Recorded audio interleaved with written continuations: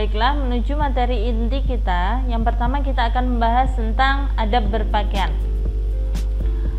Pengertian dari berpakaian itu sendiri, yang dalam Al-Quran disebutkan 3 istilah.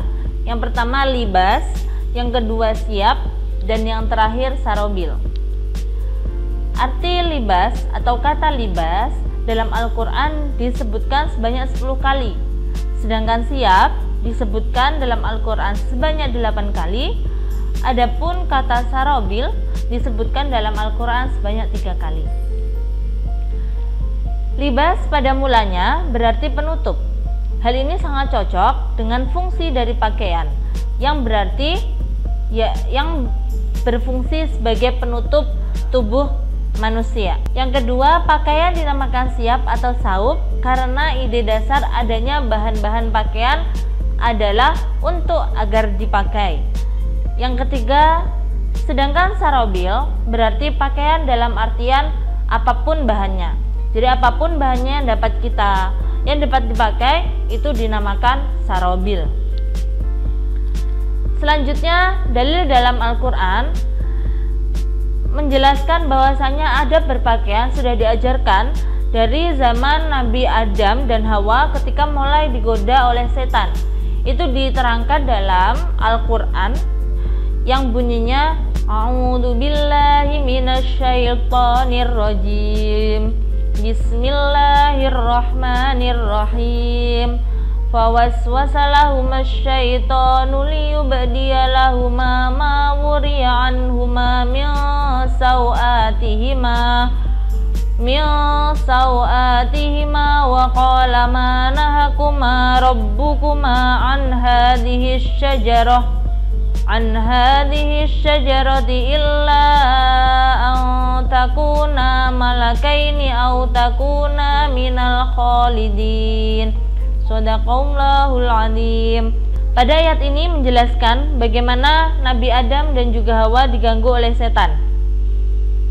Mereka menggoda Nabi Adam dan juga Hawa untuk melakukan hal-hal yang buruk. Kemudian dijelaskan dalam Al-Quran bagaimana ketika Nabi Adam dan juga Hawa diganggu oleh syaitan untuk melakukan hal-hal yang buruk, kemudian Nabi Adam dan Hawa langsung menutupi auratnya. Berikut bacaannya. A'udzubillahi minasyaitonirrajim. Bismillahirrahmanirrahim.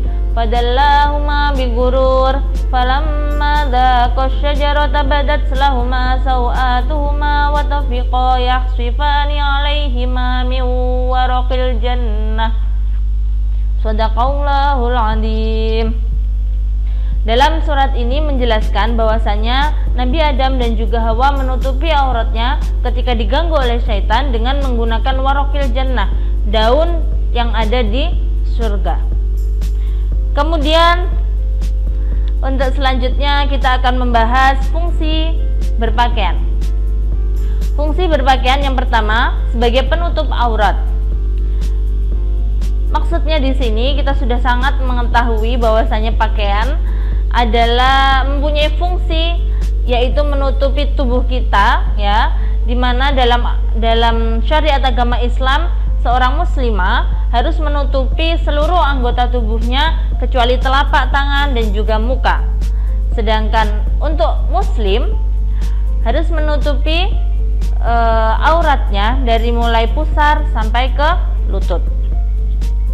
Kemudian yang kedua, fungsi pakaian sebagai perhiasan, di mana seorang manusia memakai pakaian itu tidak hanya sebagai penutup auratnya saja, tetapi fungsi dari pakaian tersebut sebagai perhiasan. Ketika pakaian itu dikenakan akan memberikan suatu keindahan, ya, keindahan untuk siapa yang melihat, keindahan untuk dirinya sendiri ketika memakai pakaian tersebut.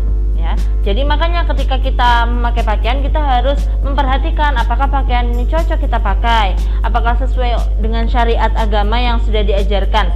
Perlu banyak pertimbangan, perlu banyak yang harus kita perhatikan dalam berpakaian. Tidak boleh memakai pakaian itu hanya asal aja, asal pakai, asal ambil dari lemari gitu, tidak boleh ya. Jadi memakai pakaian itu harus sangat kita perhatikan apakah pakaian ini pantas untuk kita pakai, apakah sudah sesuai dengan syariat agama Islam. Kemudian yang ketiga, pakaian berfungsi sebagai pelindung diri kita dari bencana, baik bencana kecil maupun bencana besar. Bencana kecil contohnya dari penglihatan orang lain. Ketika kita memakai pakaian yang tidak baik ya, ketika kita memakai pakaian ketat, pasti kita akan menjadi pusat perhatian ya, dimana orang yang akan melihat itu akan memberikan pandangan yang negatif bagi diri kita, dan itu akan menimbulkan suatu hal keburukan untuk diri kita sendiri. Contohnya seperti itu. Yang ketiga, fungsi pakaian sebagai penunjuk identitas. Maksudnya bagaimana? Maksudnya yaitu ketika kita memakai pakaian, kita sebagai seorang muslimah, kita memakai pakaian yang sesuai syariat agama, memakai kerudung, menutup seluruh aurat. Nah, itu akan menunjukkan bahwa identitas kita adalah seorang muslimah. Begitu juga pria, ketika memakai pakaian yang baik, menutup seluruh auratnya, maka akan menunjukkan identitasnya bahwa dia seorang muslim. Begitu, semoga bisa dipahami ya. Selanjutnya, yang ketiga, nilai positif pada adab berpakaian. Bagaimana ketika kita sudah memakai pakaian yang baik sesuai syariat agama, pasti akan menimbulkan dampak positif untuk diri kita maupun lingkungan di sekitar kita. Apakah dampak positifnya? Yaitu pakaian yang dipakai oleh seorang dapat berfungsi sebagai penutup aurat, perhiasan, dan juga dapat berfungsi untuk menjaga kesehatan tubuh manusia, khususnya untuk melindungi lapisan terluar tubuh. Dengan berpakaian, maka kulit yang berfungsi sebagai pelindung dari kerusakan-kerusakan fisik karena gesekan, sinar ultraviolet, kuman-kuman, panas, zat kimia, dan lain-lain dapat terjaga. Apalagi yang hidup di daerah tropis, di mana sinar ultraviolet dapat menimbulkan terbakarnya kulit, penyakit kanker kulit, dan lain-lain. Maka pakaian yang dikenakan seseorang dapat melindungi kulit dari sinar tersebut. Kemudian yang keempat, bagaimana kita membiasakan diri kita dalam adab berpakaian. Yang pertama, disunahkan memakai pakaian yang bersih, rapi, pantas, dan juga serasi ya. Tidak mungkin kita memakai pakaian yang tidak serasi atas misal warnanya beda dengan yang bawah dan lain sebagainya.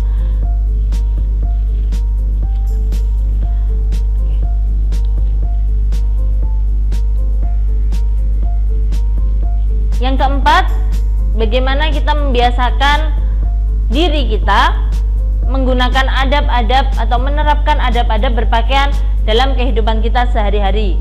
Yang pertama, disunahkan memakai pakaian yang bersih, rapi, pantas, dan serasi.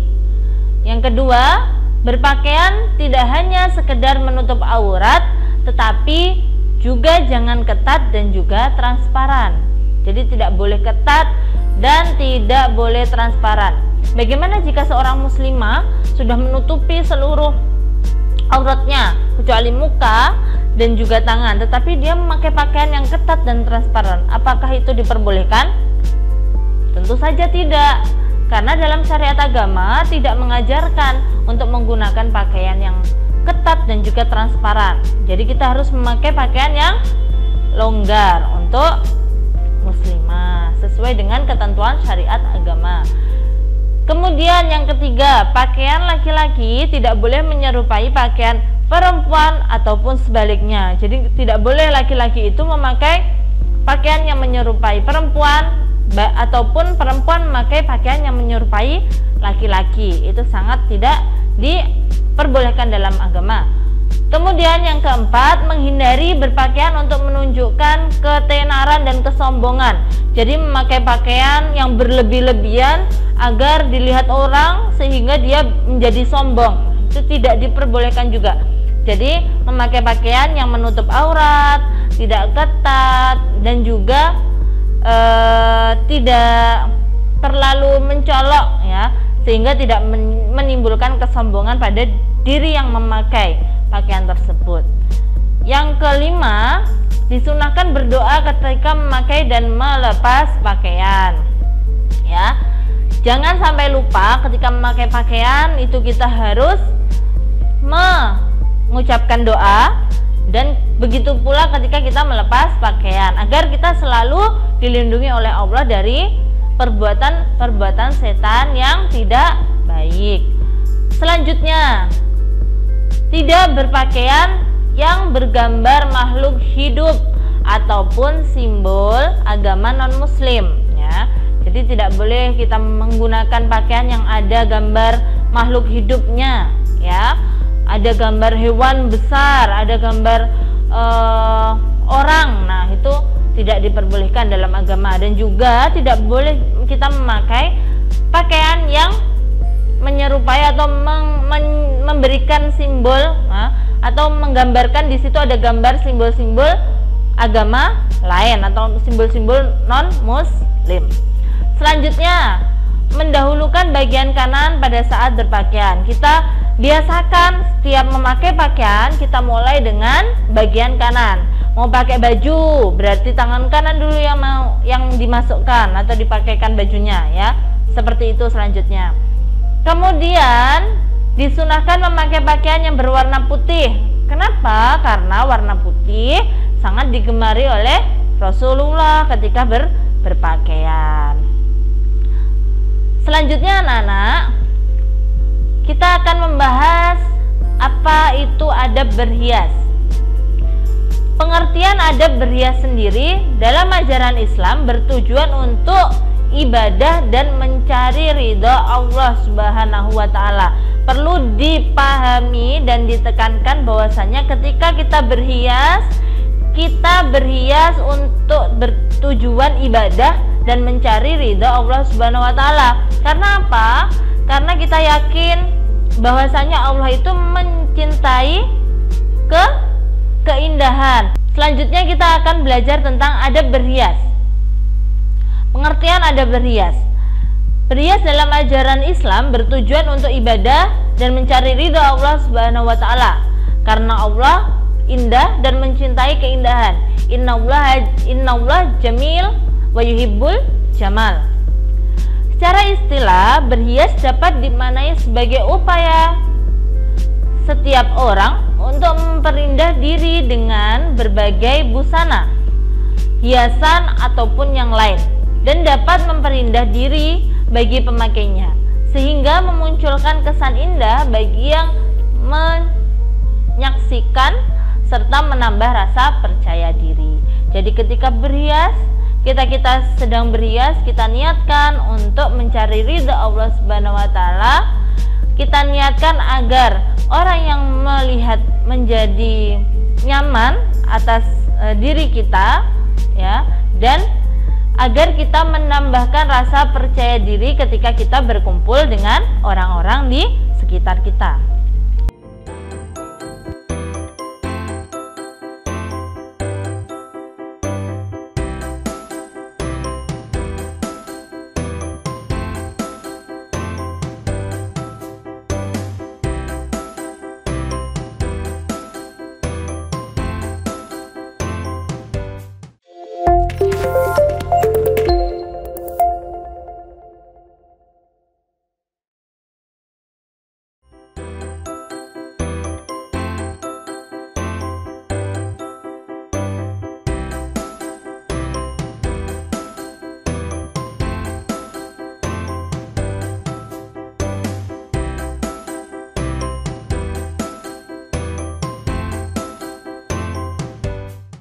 Selanjutnya dalil dalam adab berhias.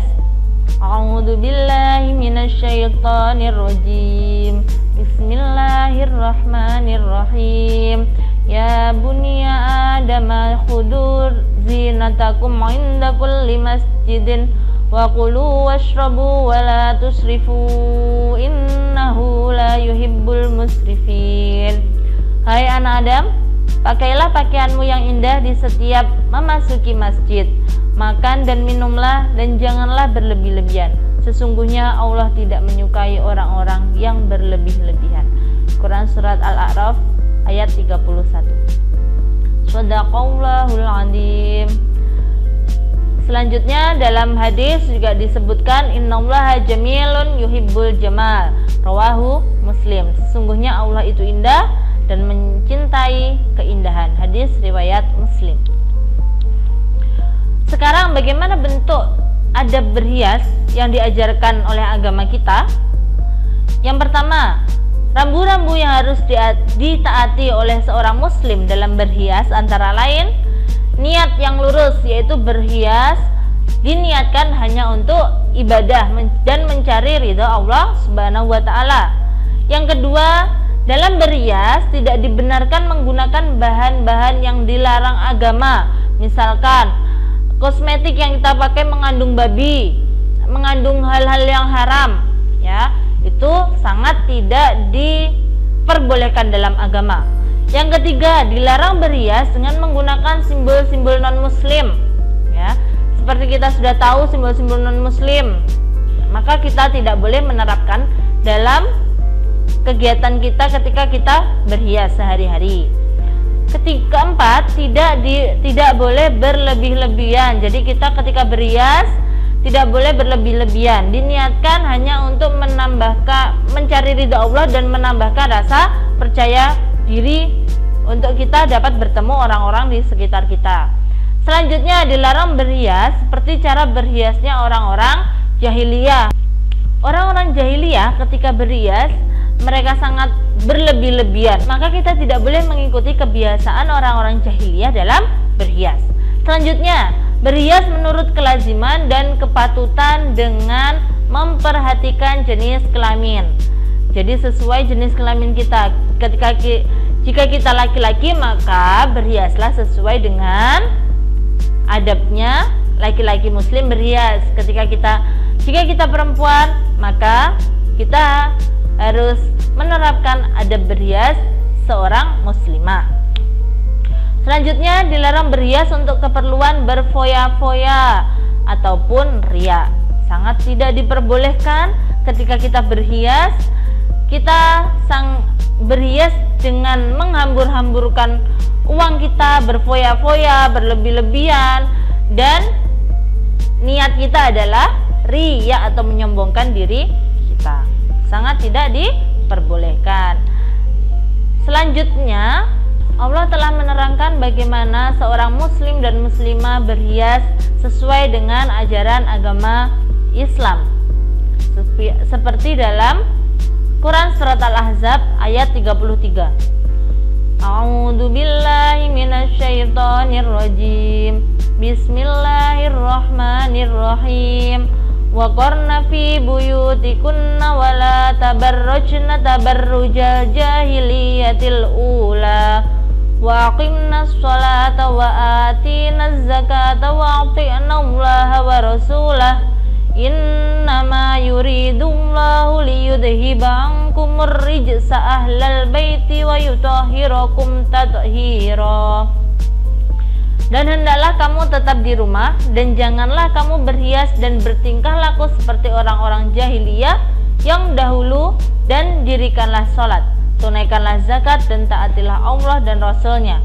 Sesungguhnya Allah bermaksud hendak menghilangkan dosa dari kamu, hal ahlul bait, dan membersihkan kamu sebersih-bersihnya.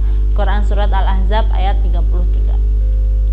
Larangan Allah dalam ayat tersebut secara khusus ditujukan kepada wanita-wanita muslimah agar mereka tidak berpenampilan seperti orang jahiliyah, atau dalam bahasa Al-Quran tabarruj al-jahiliyah, yaitu berhias dengan maksud untuk mengundang hawa nafsu atau birahi lawan jenis yang bukan mahramnya atau bukan pasangannya. Sangat-sangat dilarang dalam agama Islam sengaja berhias dengan sangat mencolok, memakai pakaian ketat, memakai pakaian transparan tidak sesuai yang diajarkan agama, dengan niat untuk mengundang birahi atau merangsang lawan jenis yang bukan pasangannya. sangat diharam. Karena apa, Nak? Karena ini termasuk kebiasaan orang-orang jahiliyah zaman dahulu dan sangat dilarang oleh Allah Subhanahu wa taala. Allah sangat membenci hal ini. Selanjutnya, nilai positif dari adab berhias. Yang pertama, seorang muslim ataupun muslimah yang berhias atau berdandan sesuai ketentuan Islam, maka sesungguhnya telah menegaskan jati dirinya sebagai mukmin ataupun muslim. Jadi orang yang berhias sesuai dengan ajaran agama Islam, berpakaian sesuai dengan ajaran agama Islam, maka dia sesungguhnya sudah menegaskan ya bahwa dirinya merupakan orang muslim yang taat atas perintah Allah Subhanahu wa taala. Kemudian selanjutnya, seorang yang berhias secara islami akan merasa nyaman dan percaya diri dengan dandanannya yang telah mendapatkan jaminan halal secara hukum ya. Jika seorang berdandan, alat dandannya itu sudah dipastikan halal, cara berdandannya juga sudah sesuai dengan ajaran dalam Al-Qur'an ya, pasti akan timbul rasa percaya diri dalam dirinya bahwa dandanan yang dipakainya atau cara berhiasnya sudah sesuai dan menunjukkan bahwa dia adalah seorang muslim atau muslimah yang sejati. Selanjutnya, tidak menimbulkan keangkuhan dan kesombongan karena dandanan atau hiasan yang dikenakan. Karena keangkuhan dan kesombongan merupakan perangkap setan yang harus dihindari. Maka diharap sangat berhati-hati ketika berhias, jangan sampai ada niatan untuk sombong. Saya memakai produk ini, produk ini, sampai akhirnya saling berlomba-lomba ya, menghabiskan uangnya, menghambur-hamburkan uang ya, untuk hanya dalam hal berdandan atau berhias. Nah, ini merupakan godaan setan yang harus kita hindari. Maka ketika berhias, kita niatkan berhias untuk mencari ridha Allah Subhanahu wa taala, untuk agar orang di sekeliling kita merasa nyaman ketika berbicara atau berkomunikasi dengan kita, dan agar diri kita menjadi lebih percaya diri ketika bertemu orang lain.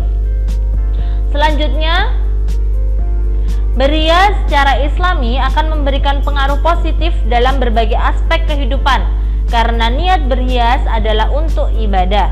Maka segala aktivitas berhias yang dilakukan seorang muslim akan menjadi jalan untuk mendapatkan barokah dan pahala dari Allah Subhanahu wa taala. Jika kita berhias sesuai dengan syariat agama Islam, tidak bertabaruj, tidak menimbulkan kesombongan ya.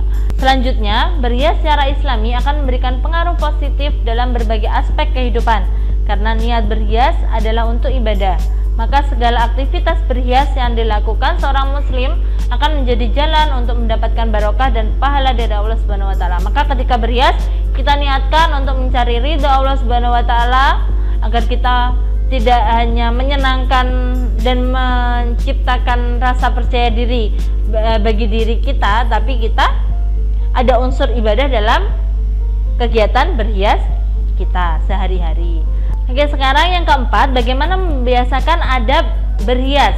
Yang pertama, Islam memerintahkan berhias yang baik, yang bagus dan indah sesuai dengan kemampuan masing-masing. Ya, sesuai dengan kemampuan masing-masing. Jadi tidak boleh dipaksakan atau diada-adakan. Tidak usah dan tidak perlu. Dalam pengertian bahwa perhiasan tersebut dapat memenuhi hajat tujuan berhias, yaitu tujuan dalam berhias mempercantik atau memperelok diri dengan dandanan yang baik dan indah, sehingga ketika ada non muslim yang melihat kita, mereka memberikan memberi kesan bahwasanya orang muslim itu selalu berpenampilan indah dan baik. Selanjutnya, Islam mengajarkan untuk hidup secara wajar, berpakaian secara wajar, berhias secara lazim, jangan kurang dan jangan berlebihan. Ada beberapa hal yang diharamkan dalam perhiasan. Apa saja? Yang pertama, bagi laki-laki memakai emas dan sutra. Itu diharamkan dalam agama Islam. Kemudian yang kedua, pakaian yang mempertajam bagian tubuh atau pakaian ketat. Ya, ketika dipakai ketat, berarti jangan dipakai. Selanjutnya, laki-laki menyerupai wanita dan wanita menyerupai laki-laki. Laki-laki memakai anting, itu nggak boleh. Atau wanita memakai berpenampilan atau berpakaian berhias seperti laki-laki. Nah, itu juga diharamkan. Selanjutnya, pakaiannya berlebih-lebihan dan untuk kesombongan juga tidak diperbolehkan ya. Jadi menggunakan pakaian, menggunakan berhias itu diniatkan sebagai apa? Diniatkan untuk sombong, nah itu tidak diperbolehkan. Kemudian tato atau mengikir gigi, mentato tubuh itu juga tidak boleh. Mengikir gigi itu juga tidak diperkenankan dalam agama Islam. Selanjutnya menipiskan alis, alisnya dirasa kurang bagus, kemudian dicukur, dilukis lagi, ditato, nah itu juga tidak diperbolehkan ya nak ya. Selanjutnya yang terakhir menyambung rambut, nah menyambung rambut juga tidak diperbolehkan. Adab selanjutnya yaitu adab dalam perjalanan. Maksud dari adab dalam perjalanan ini, dalam bahasa Arab ditemukan kata rihlah atau safar yang mempunyai pengertian sama dengan perjalanan. Jadi dalam bahasa Arab perjalanan itu dinamakan safar. Secara istilah, perjalanan diartikan sebagai suatu aktivitas untuk keluar atau meninggalkan rumah dengan berjalan kaki atau menggunakan kendaraan yang mengantarkan kepada tujuan dengan maksud atau tujuan tertentu. Jadi safar atau perjalanan tidak hanya menggunakan kendaraan, tapi menggunakan ketika kita berjalan kaki itu juga dinamakan safar. Selanjutnya bentuk adab perjalanan. Adab dalam perjalanan sebelum berangkat, apa yang harus kita lakukan? Yang pertama berpamitan. Berpamitan kepada siapa? Jika kita tinggal di rumah dengan orang tua, maka kita harus berpamitan dengan orang tua. Jika kita tinggal di pondok, maka kita harus berpamitan dengan ustadz atau ustadzah yang ada di asrama tersebut. Kemudian yang kedua, jangan lupa berdoa. Doa keluar rumah harus hafal semuanya ya. Sekarang Bu Azizah lafadzkan biar tambah ingat. Bismillahirrahmanirrahim. Bismillahi tawakkaltu 'alallah, la haula wala quwata illa billah. Selanjutnya, adab ketika di perjalanan. Ketika dalam perjalanan ada juga aturannya, ada adabnya yang harus kita lakukan. Yang pertama, membaca doa naik kendaraan apabila berpergian menggunakan kendaraan ya. Kendaraan darat ada doanya sendiri, kendaraan laut ada doanya sendiri ya. Harap hafal semuanya. Kemudian yang kedua, berdoa apabila sudah sampai di tempat tujuan. Ketika sudah sampai di tempat tujuan kita, jangan lupa yang pertama kali harus kita lakukan adalah berdoa. Karena apa? Karena itu ungkapan syukur kita telah dilindungi oleh Allah selama di perjalanan. Selanjutnya mengucapkan subhanallah apabila dalam perjalanan melihat sesuatu yang indah. Jangan biasanya kita seringkali hanya takjub, hanya wah bagus, wah indah gitu. Tapi kita lupa bahwasanya seorang muslim atau muslimah ketika melihat keindahan harus mengucap subhanallah. Selanjutnya, jangan banyak bergurau. Gunakan kesempatan tersebut untuk bertadabbur terhadap ciptaan Allah ya. Ketika di perjalanan tidak dianjurkan untuk bergurau yang berlebihan ya. Bergurau yang berlebihan tidak dianjurkan. Yang dianjurkan adalah kita mentadaburi ciptaan-ciptaan Allah yang kita lihat selama perjalanan. Selanjutnya, membuang sampah pada tempatnya. Jangan dibuang di sembarang tempat. Kemudian adab kita ketika melakukan perjalanan dengan berjalan kaki. Apabila berjalan kaki, maka ada beberapa hal yang harus kita perhatikan dalam menjaga akhlak perjalanan. Antara lain, ketika kita berjalan kaki, berjalanlah di sebelah kiri menyesuaikan aturan negara masing-masing. Yang kedua, jangan berkejar-kejaran ya di jalan, berteriak dan sejenisnya, karena akan mengganggu orang-orang yang ada di sekeliling kita. Yang ketiga, apabila berjalan kelompok, jangan mengganggu atau menghalangi pengguna jalan yang lain. Dengan sengaja menghalang-halangi jalan orang lain itu sangat tidak diperbolehkan. Yang keempat, jika menemukan benda-benda berbahaya, misalnya paku, ada pecahan kaca, ada besi dan lain sebagainya, barang-barang berbahaya, hendaklah diambil dan dibuang ke tempat sampah atau disingkirkan jika tidak ada tempat sampah, agar tidak membahayakan pengguna jalan yang lain. Selanjutnya, jika ada trotoar, maka berjalanlah di trotoar, karena trotoar dibuat untuk pejalan kaki. Selanjutnya, jika hendak menyeberang jalan, hendaklah menyeberang di tempat-tempat penyeberangan seperti zebra cross dan jembatan penyeberangan. Jika tidak ada zebra cross atau tempat penyeberangan jalan, maka kita harus memperhatikan jalan, apakah melihat ke kanan, melihat ke kiri. Kita pastikan jalan itu benar-benar sudah sepi. Selanjutnya, adab ketika kembali dari perjalanan. Ketika sudah selesai kita melakukan kegiatan di tempat tujuan kita, ketika kita kembali ke rumah masing-masing, apa yang harus kita lakukan? Sampainya di rumah, hendaklah segera mengucapkan hamdalah, melakukan sujud syukur dan sholat sunnah setelah bepergian. Selanjutnya, nilai positif dalam adab perjalanan. Apa nilai positif yang dapat kita ambil dalam ketika kita menerapkan adab perjalanan? Yang menurut Imam Ghazali, beliau berkata, bersafarlah, karena dalam safar itu sesungguhnya memiliki keuntungan. Keuntungan safar diantaranya yang pertama, safar dapat menghibur diri dari kesedihan. Siapa yang nggak senang ketika bepergian ya? Ketika sedih, banyak orang melakukan menghibur dirinya dengan cara bepergian.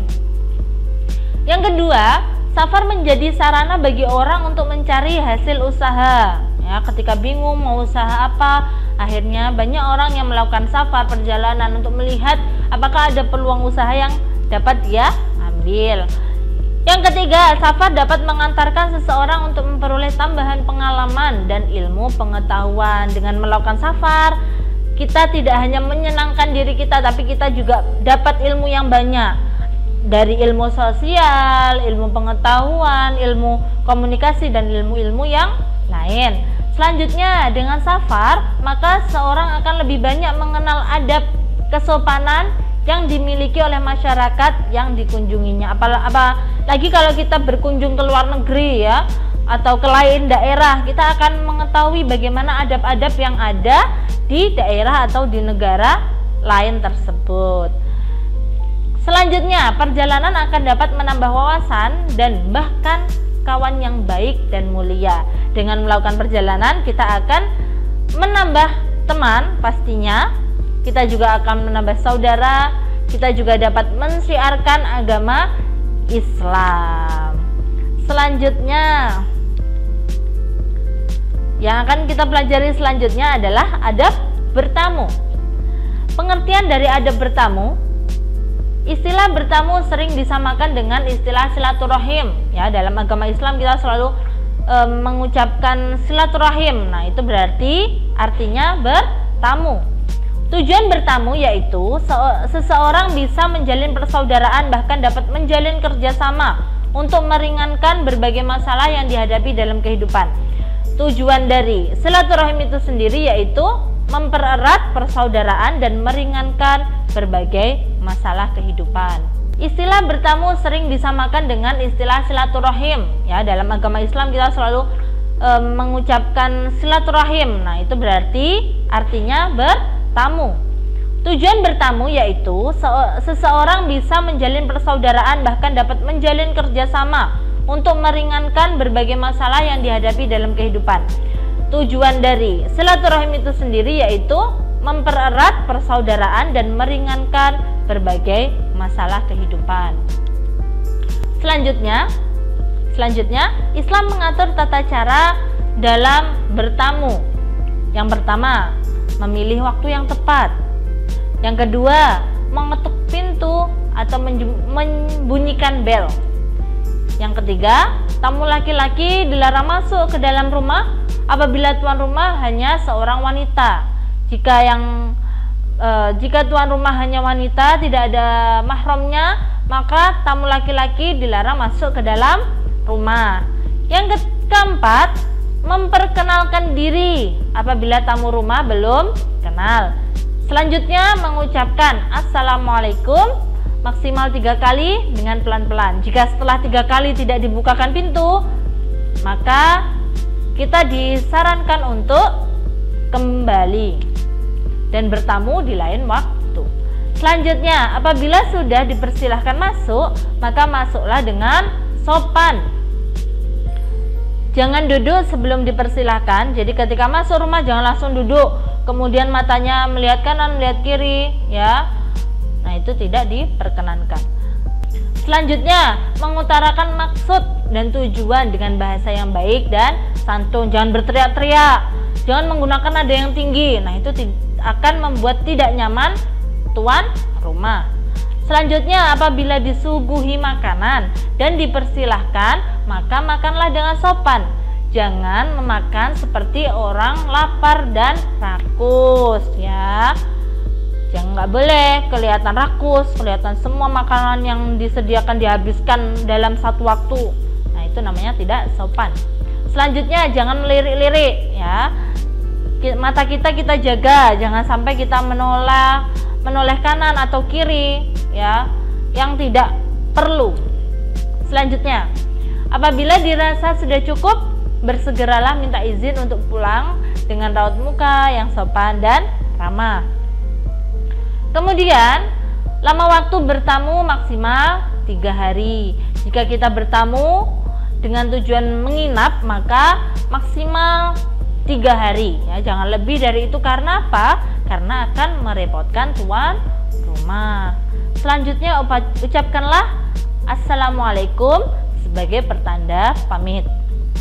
Selanjutnya, nilai positif jika kita menerapkan adab bertamu.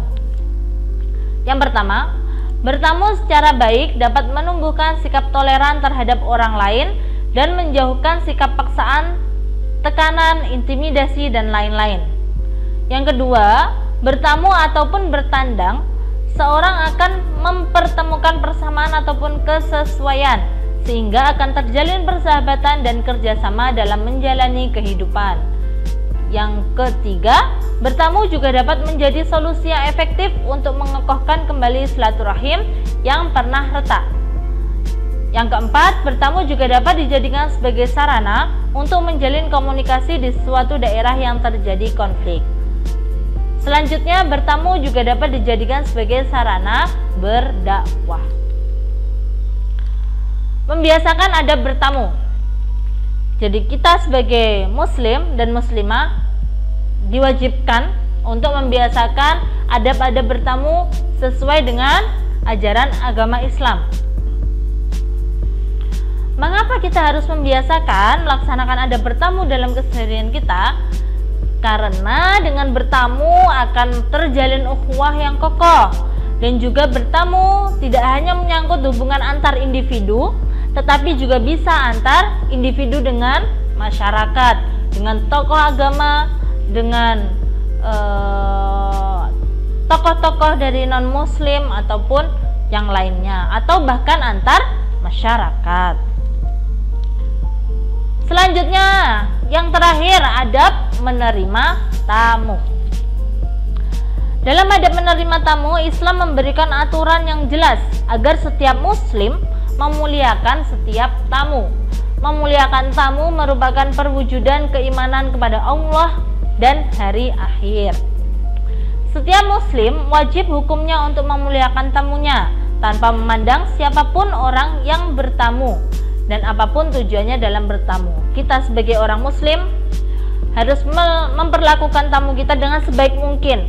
Kita harus menghormati, ya, dan tidak melihat siapa yang menjadi tamu kita ataupun apa tujuannya. Yang terpenting kita sebagai tuan rumah sudah memperlakukan tamu kita dengan sebaik mungkin. Selanjutnya, bentuk adab menerima tamu. Di antara cara untuk memuliakan tamu adalah dengan menyambut kedatangannya dengan muka yang manis dan tutur kata yang lemah lembut, mempersilahkannya duduk juga di tempat yang baik.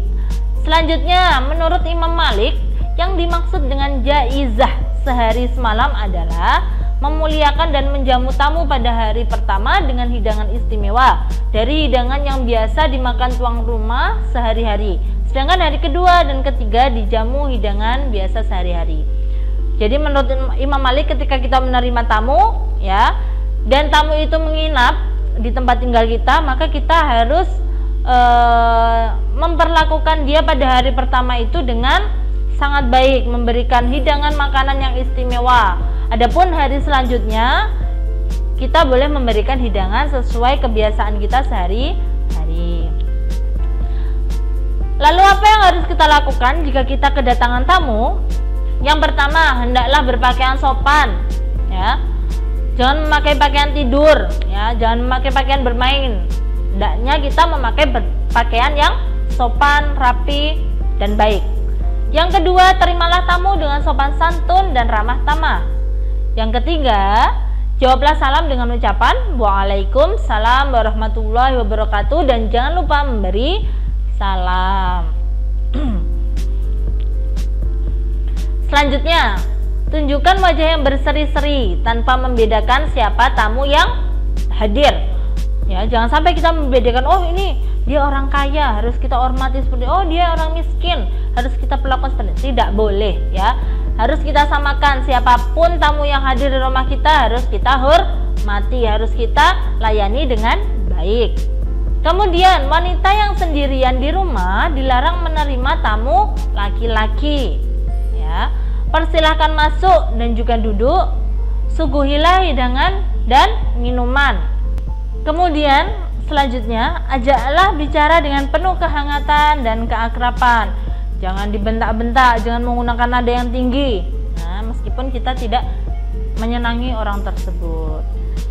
Jawablah salam apabila tamu mengucapkan salam untuk pamit pulang. Antarlah tamu sampai depan rumah ketika pulang. Selanjutnya, bagaimanakah cara bagi seorang muslim dalam membiasakan dirinya menerapkan adab dalam menerima tamu di kehidupan sehari-hari? Caranya, agar dapat menyambut tamu dengan sukacita, maka tuan rumah harus memiliki pikiran yang positif